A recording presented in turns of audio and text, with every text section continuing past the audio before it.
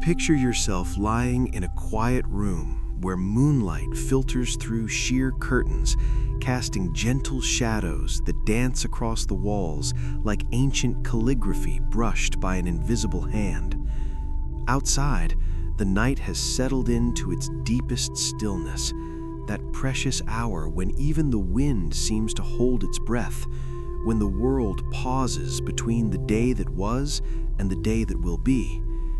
You can feel the weight of your body sinking into the mattress beneath you, each muscle gradually releasing the tension it has held for so long that you almost forgot it was there. Your breath slows, deepens, becomes a rhythm as natural as waves meeting shore.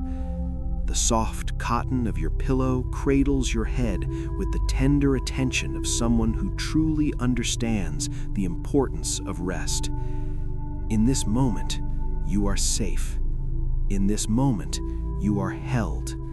In this moment, you can finally let go of the invisible burden you have been carrying, the exhaustion that has become so familiar you barely notice it anymore, until now, in this sacred space of stillness, where healing begins with simply allowing yourself to be exactly as you are. Introduction to quiet burnout, the silent epidemic of modern life. There exists a particular kind of exhaustion that has no dramatic announcement, no sudden collapse, no moment when you wake up and realize everything has fallen apart. This is quiet burnout, the steady erosion of energy and spirit that happens so gradually you barely notice it, until one day you wake up and realize you have been running on empty for so long that you cannot remember what it feels like to be truly rested, truly alive, truly yourself. Unlike the burnout that makes headlines, the kind that leads to dramatic breakdowns or sudden quits or hospital visits, quiet burnout is the exhaustion you carry while still showing up, still performing, still maintaining the appearance of someone who has everything together. You meet your deadlines, you fulfill your obligations, you show up for the people who need you, but underneath this functioning exterior, you feel hollowed out, disconnected from joy, going through the motions of a life that once felt meaningful, but now simply feels like a series of tasks to check off an endless list. Quiet burnout is the mother who packs lunches and drives carpool and helps with homework while feeling like a ghost in her own life. It is the professional who produces excellent work while feeling nothing but numbness where passion once lived. It is the caregiver who tends to everyone else's needs while their own spirit withers from neglect. It is the person who looks fine on the outside, who might even be praised for their productivity, their reliability, their commitment, while on the inside they feel like they are drowning in slow motion. This form of exhaustion has become so normalized in our culture that we often do not recognize it as a problem at all. We call it being responsible. We call it being an adult. We call it just getting through it. We wear our tiredness like a badge of honor, proof that we are working hard enough, trying hard enough, caring enough. But Zen Buddhism offers us a different perspective, one that recognizes this perpetual state of exhaustion not as a necessary price of modern living, but as a fundamental disconnection from the natural rhythms of life, a warning signal that we have lost our way.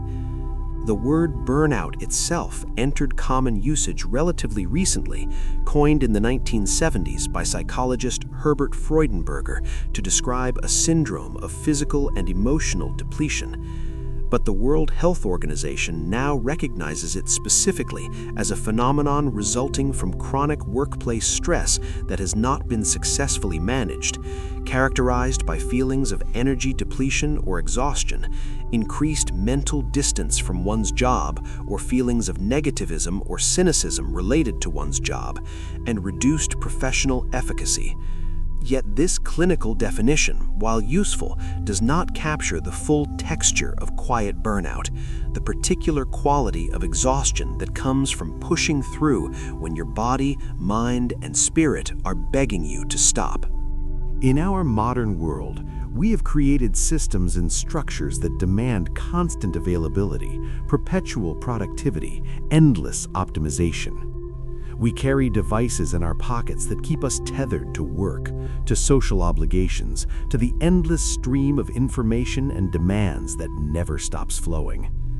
We have lost the natural boundaries that once existed between work and rest, between giving and replenishing, between doing and being. Even our leisure time has become a form of productivity, something to optimize and schedule and achieve.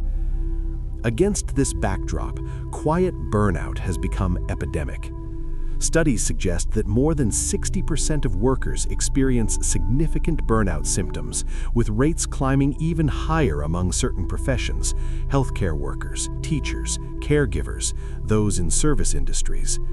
But these statistics only capture occupational burnout. They do not account for the exhaustion of parenting, of maintaining relationships, of navigating the information overload and social comparison of social media, of simply trying to be a functioning human in a world that seems designed to extract every ounce of energy we possess. What makes quiet burnout particularly insidious is that it does not look like traditional crisis. You are still functioning, still producing, still showing up. From the outside, you might appear perfectly fine. You might even appear successful. But inside, you feel like you are constantly running on a treadmill that never stops, that only speeds up the longer you stay on it. You feel disconnected from the things that once brought you joy. Your creativity is dried up. Your patience runs thin. Small inconveniences feel insurmountable. You snap at people you love. You scroll through your phone for hours without really seeing anything, seeking distraction but finding no real relief. The exhaustion is not just physical, though the body certainly suffers. The chronic fatigue, the tension headaches, the insomnia where you lie awake despite desperate tiredness, the digestive issues, the lowered immunity that leaves you constantly fighting off colds and infections.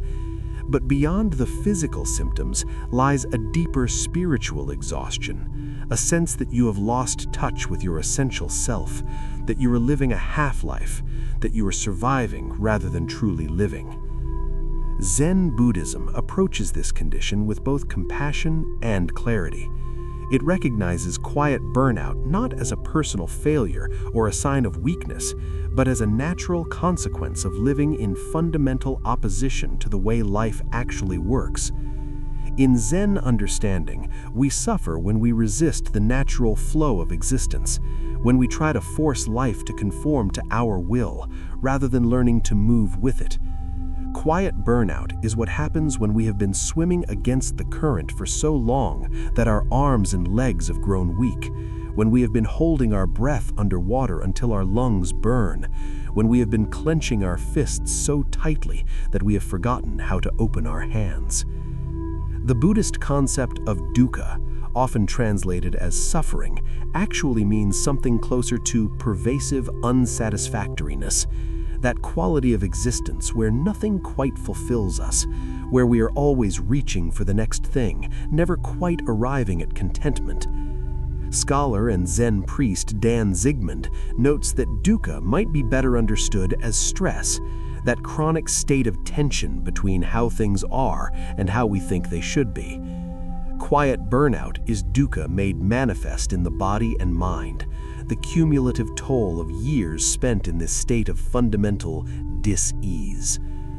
Yet Zen also teaches us that within this recognition of suffering lies the seed of liberation. The first noble truth of Buddhism is not that life is suffering and there is nothing we can do about it. Rather, it is that suffering exists and we can learn to understand it, to work with it, to find the path that leads through it to something else. When we begin to see our quiet burnout clearly, when we stop pretending we are fine and acknowledge the truth of our exhaustion, we take the first step toward healing. This acknowledgement itself can feel revolutionary in a culture that demands we always be productive, always be positive, always be fine. To say, I am exhausted and I cannot keep doing this, feels like failure, like weakness, like letting everyone down. But in Zen understanding, this acknowledgement is not giving up, it is waking up. It is recognizing reality as it actually is, rather than as we wish it would be or as we think it should be. And from this clear seeing, genuine change becomes possible. Quiet burnout often develops gradually through what psychologist Herbert Freudenberger identified as a 12-stage process. It begins with the compulsion to prove oneself, an excessive drive to meet high expectations. This leads to working harder, neglecting one's own needs, and then dismissing problems, telling yourself you are fine even when you are not. As the stages progress, values become distorted. You begin to deny emerging problems completely. Withdrawal sets in, behavior changes become obvious to others, you start to feel inner emptiness, and eventually depression, physical collapse, or complete burnout syndrome emerges. What makes the process of quiet burnout particularly difficult to recognize is that it happens incrementally. Each day you are only slightly more tired than the day before. Each week you have only a little less patience, a bit less joy, marginally more cynicism. The changes are so small that you adapt to them, adjusting your baseline of normal until profound exhaustion has become your new ordinary. You forget what it feels like to wake up rested, to have energy at the end of the day, to feel genuinely engaged with your life rather than just going through the motions. Another factor that makes quiet burnout difficult to address is that our culture often celebrates the very behaviors that lead to it. We admire the person who is always available, always saying yes, always taking on more. We praise dedication and commitment while viewing boundaries and self-care as selfish or weak. We have internalized narratives about the virtue of hard work, about earning our keep, about proving our worth through productivity. To step back, to rest, to do less, these actions feel like moral failures rather than acts of self-preservation and wisdom. In Zen Buddhism, there is a teaching about the middle way, the path between extremes.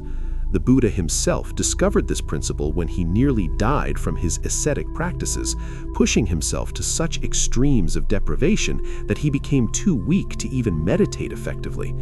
It was only when he accepted food, when he learned to care for his body with neither indulgence nor self-punishment, that he found the balance necessary for true awakening. The middle way is not about compromise or settling for less. It is about recognizing that sustainable practice, sustainable living, sustainable anything requires that we work in harmony with our nature rather than against it. Quiet burnout is what happens when we abandon the middle way, when we push ourselves past our limits day after day, week after week, until we have no reserves left. It is the natural consequence of treating ourselves as machines that should be able to run indefinitely, without maintenance, without refueling, without rest. But we are not machines. We are living beings with natural rhythms, with limits that deserve respect rather than resentment, with needs that must be met if we are to continue functioning at all, let alone thriving. The Zen approach to quiet burnout begins not with doing more, but with stopping. Not stopping permanently, not giving up or dropping out, but learning the practice of true stopping. Pausing long enough to feel what we actually feel, to see what we actually see, to reconnect with the present moment rather than constantly leaning forward into the future or backward into regret about the past. Zen master Thich Nhat Hanh taught extensively about the practice of stopping, using the metaphor of a wounded deer who instinctively knows to find a quiet place to lie down and rest, trusting in the body's capacity to heal. We humans, he observed, have lost this instinct. We panic, we run to doctors, do tests, medicate. But what we most need is often simply to rest, and we have forgotten how. This forgetting is not accidental. We live in economic and social systems that benefit from our exhaustion, from our constant availability, from our inability to stop. When we are tired, we make poor decisions. When we are overwhelmed, we cannot think critically. When we are burnt out, we accept conditions we would otherwise question. Our exhaustion serves purposes beyond ourselves, which makes reclaiming rest an act of quiet rebellion, a refusal to be consumed by systems that do not care about our well-being. Yet the path forward is not about rage or revolution, at least in the dramatic sense.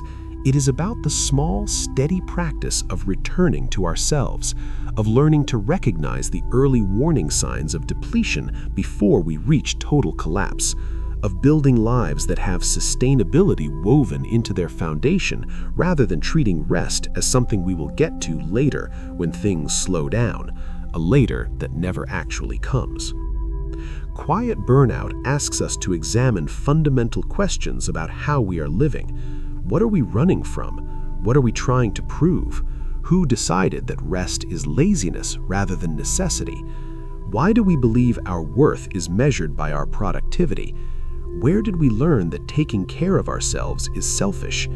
These questions do not have simple answers, but asking them begins to loosen the grip of the assumptions that keep us trapped in patterns of exhaustion. The Japanese concept of karoshi refers to death from overwork, a phenomenon so common in Japan that it has its own legal and medical recognition.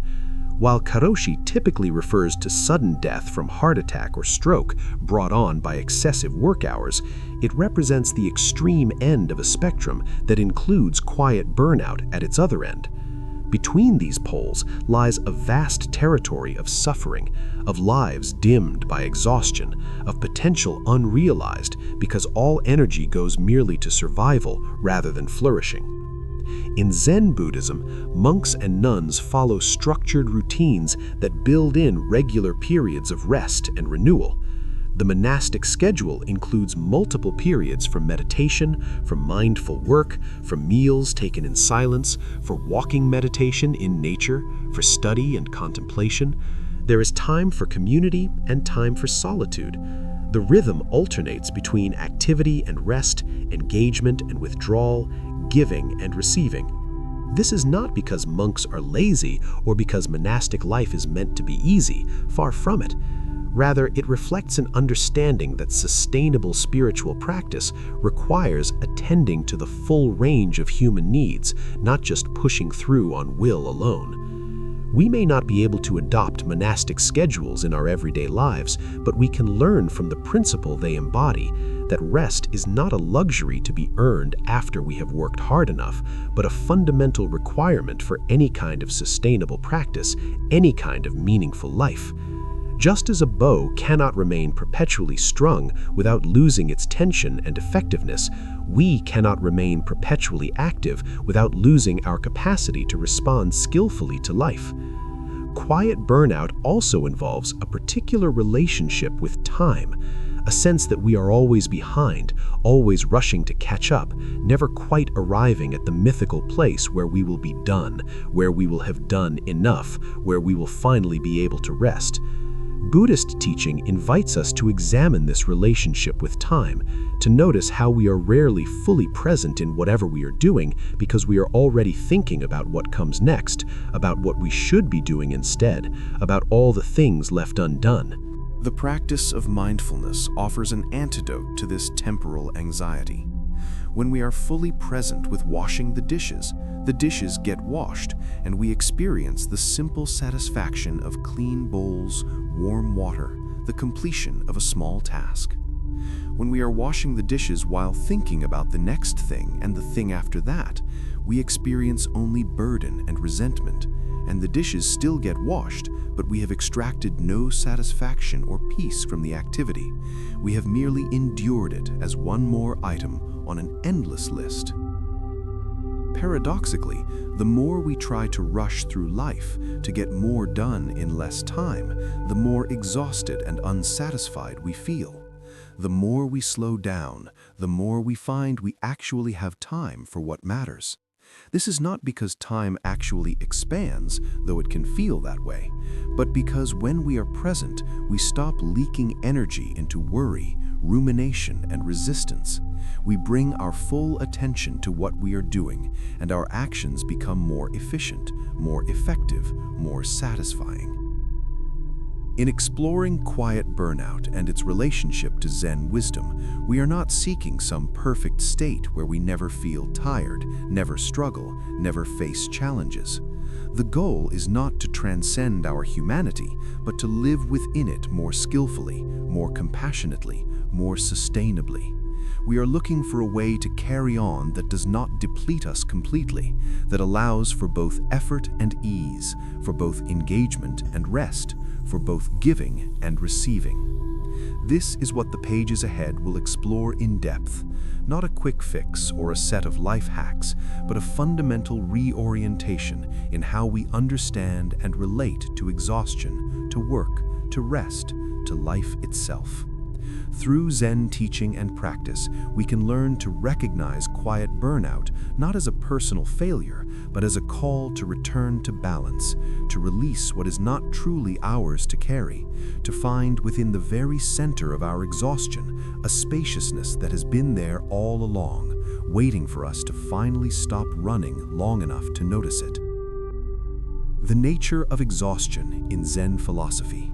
Understanding fatigue through an ancient lens. When we approach exhaustion through the lens of Zen Buddhism, we discover something surprising. Exhaustion itself is not the enemy. The body becomes tired. This is natural, inevitable, and necessary. Muscles that work need rest. Minds that focus need spaciousness. Hearts that give need replenishment. The problem is not tiredness, but our relationship with tiredness, our resistance to it, our judgment of it, our attempt to push through it rather than acknowledging and honoring it. In Zen teaching, much suffering arises from what is called the second arrow. The first arrow is the actual experience, in this case, physical and mental fatigue. This is simply what happens when we exert ourselves. But then comes the second arrow, our story about the fatigue, our judgment of ourselves for being tired, our fear that being tired means we are failing, our resistance to rest because we believe we should be able to keep going. This second arrow, not the first, is what creates the suffering of quiet burnout. Buddhist psychology recognizes that the mind and body are not separate entities, but a unified system, each influencing the other continuously. When the body is exhausted, the mind becomes agitated, foggy, or numb. When the mind is stressed and overwhelmed, the body tenses, weakens, and depletes its resources. Traditional Chinese medicine, which deeply influenced Zen practice, understands this relationship through the concept of qi, or vital energy, the life force that flows through the body, maintaining health and vitality. Different types of exhaustion exist, and Zen understanding recognizes these distinctions. There is the good tiredness that comes after genuine effort in work that matters to us, a fatigue that brings satisfaction, that signals we have given ourselves fully to something meaningful. This kind of tiredness carries within it a sense of completion, of accomplishment, of work well done. It is the tiredness of the gardener after a day planting seeds, of the artist after hours of focused creation, of the practitioner after deep meditation. This exhaustion calls for rest, yes, but it does not deplete the spirit.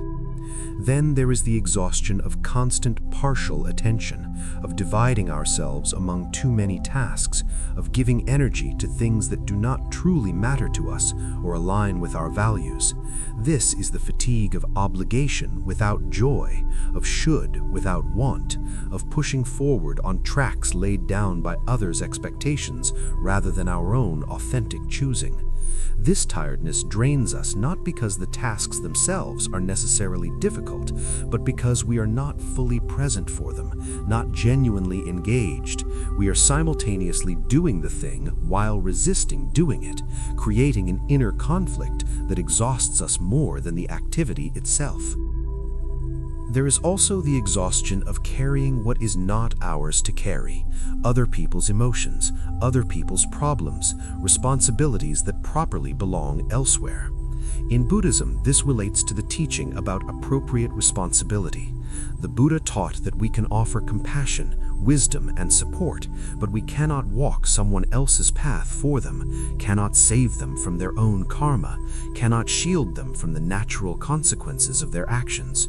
When we try to do so, we create suffering for ourselves and prevent others from learning what they need to learn.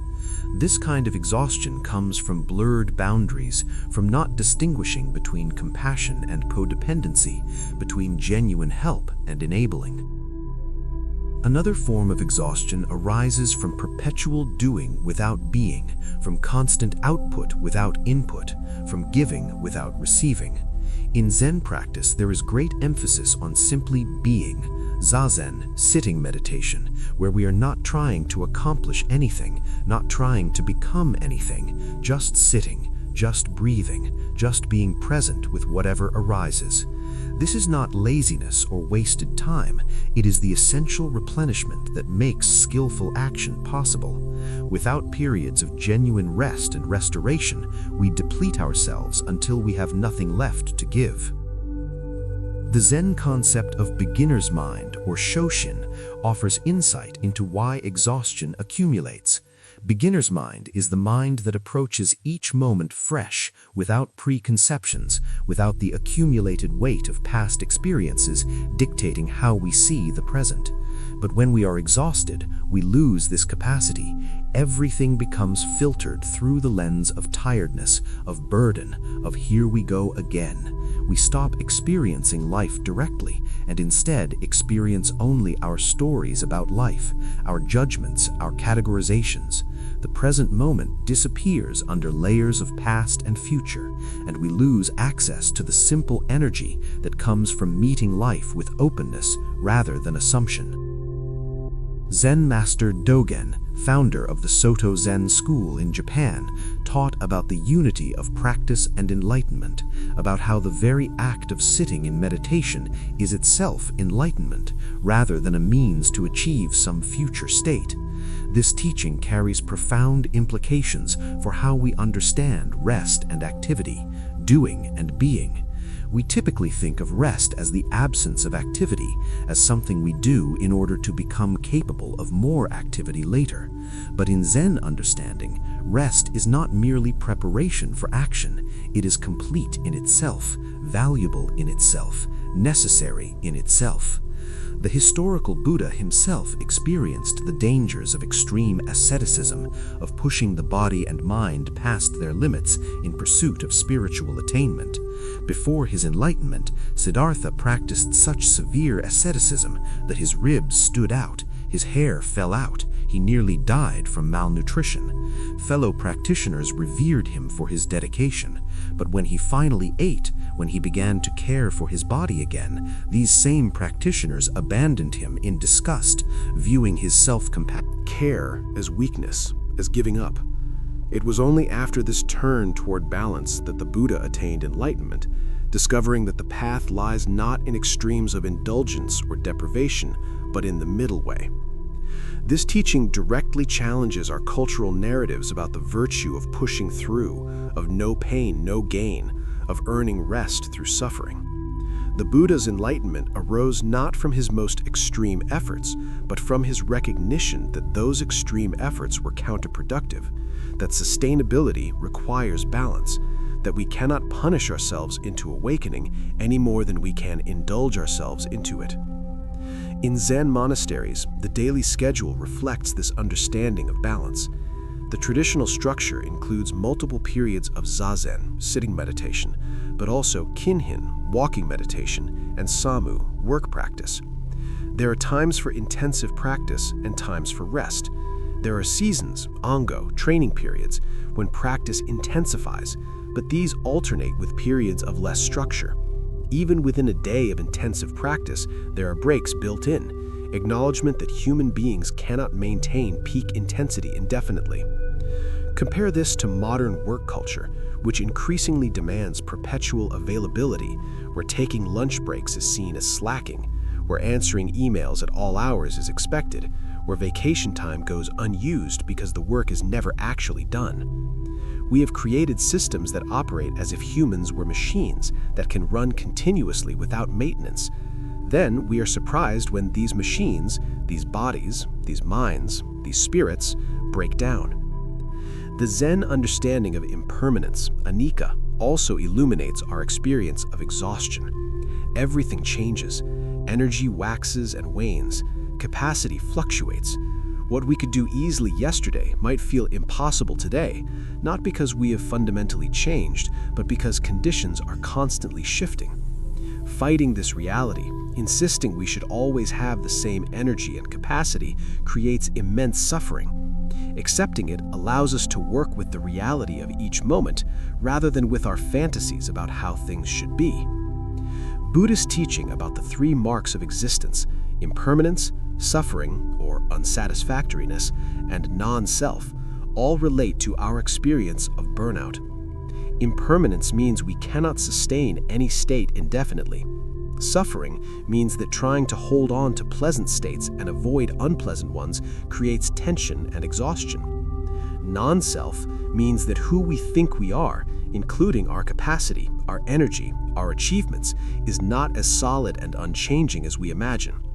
Our sense of a separate self that must constantly perform and prove its worth is itself exhausting to maintain.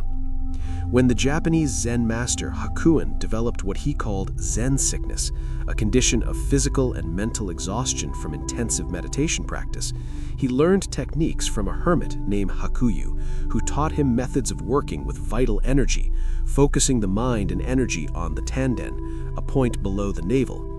These practices of Nikon helped restore Hakuin's vitality, teaching him that even spiritual practice can deplete us if engaged without wisdom, without attention to the body's needs, without balance. This historical example illustrates an important principle that sincerity and dedication alone do not protect us from burnout. We can exhaust ourselves in pursuit of awakening just as readily as we can exhaust ourselves in pursuit of success, approval, or security. The content of our striving matters less than the quality of our relationship with effort itself. Are we working with our energy wisely, or are we trying to force outcomes through sheer will? Are we attending to what is actually needed, or are we caught in patterns of proving and achieving that run deeper than any particular goal? In Zen, there is frequent use of paradox as a teaching tool. Koans, those puzzling questions like, what is the sound of one hand clapping, function partly to exhaust the rational, conceptual mind, to bring practitioners to the edge of their intellectual capacity where a different kind of knowing might emerge. But this exhaustion is carefully held within the container of practice, within a structure that also includes rest, nourishment, and guidance. It is not the perpetual exhaustion of modern life, where we never quite reach the edge, never quite break through, just continue grinding forward indefinitely. The teaching of Wu Wei, often translated as non-action or effortless action, offers another perspective on exhaustion. Wu Wei does not mean doing nothing, but rather acting in harmony with the natural flow of things, not forcing, not pushing against the current. When we practice Wu Wei, our actions have maximum effect with minimum strain. We work with situations rather than against them. We find the places of natural leverage rather than trying to muscle through every obstacle. Quiet burnout often indicates that we have abandoned Wu Wei, that we are exhausting ourselves through unnecessary friction, through working against reality rather than with it. Perhaps we are in situations that do not fit us, doing work that does not match our nature, trying to be someone we are not. The exhaustion is not merely from the effort required, but from the constant internal conflict between what we are doing and who we are, between the mask we wear and the face beneath it. Zen practice encourages us to investigate this conflict directly through meditation. When we sit, when we follow the breath, when we watch thoughts arise and pass, we begin to notice the texture of our inner experience. We see how we brace against discomfort, how we grasp at pleasant moments trying to make them last, how we are constantly leaning away from the present moment towards some imagined future. All of this internal struggling exhausts us, even when we are sitting still, doing nothing. The practice of shikantaza, just sitting, invites us to release this struggling, to simply be present without trying to change or improve or fix anything. In just sitting, there is nowhere to get to, nothing to accomplish, no one to become. This is not resignation or giving up, but a profound relaxation into the reality of this moment exactly as it is. From this relaxed presence, appropriate action arises naturally rather than being forced through willpower. But our cultural conditioning makes shikantaza, this simple sitting, extremely difficult. We feel we should be doing something productive, getting somewhere, making progress. The idea of sitting still without trying to achieve anything feels almost immoral in a culture that measures worth by productivity. Yet this resistance itself reveals how deeply we have internalized beliefs that keep us trapped in cycles of exhaustion. Buddhist teaching on the Four Noble Truths provides a framework for understanding exhaustion. First, exhaustion exists. This is the truth of dukkha, of unsatisfactoriness, of the suffering inherent in our current way of being. Second, exhaustion has causes: overwork, poor boundaries, misalignment between values and actions, resistance to reality. Third, exhaustion can end. There is a way out, a path toward balance and sustainability. Fourth, there is a path that leads to the end of exhaustion, the eightfold path of right understanding, right intention, right speech, right action, right livelihood, right effort, right mindfulness, right concentration. Right effort is particularly relevant to quiet burnout. In Buddhism, right effort does not mean maximal effort or constant striving. It means effort that is appropriate, balanced, sustainable. It means neither excessive straining nor passive giving up, but finding the middle way of engagement that can be maintained over time. Right effort means learning to sense when to push forward and when to pull back, when to engage and when to release, when to speak and when to remain silent. This kind of wisdom cannot be found in rules or formulas. It must be developed through practice, through paying attention to cause and effect in our own experience. When I do this, what happens? When I rest in this way, how do I feel? When I say yes to that request, what gets neglected? Zen emphasizes this direct investigation over belief or theory. We are invited to test the teachings in our own laboratory of experience, to see for ourselves what leads to greater peace and what creates more suffering. The relationship between effort and surrender, between doing and allowing, is central to Zen understanding. We find this balance expressed in the teaching after the ecstasy, the laundry. Awakening, insight, peak experiences, these have their place and their value, but they do not exempt us from the ordinary tasks of life, from doing the dishes, from taking out the trash, from showing up day after day. The practice is not about transcending the mundane, but about bringing full attention to it, finding the sacred in the ordinary rather than constantly seeking some extraordinary experience that will finally make us feel complete.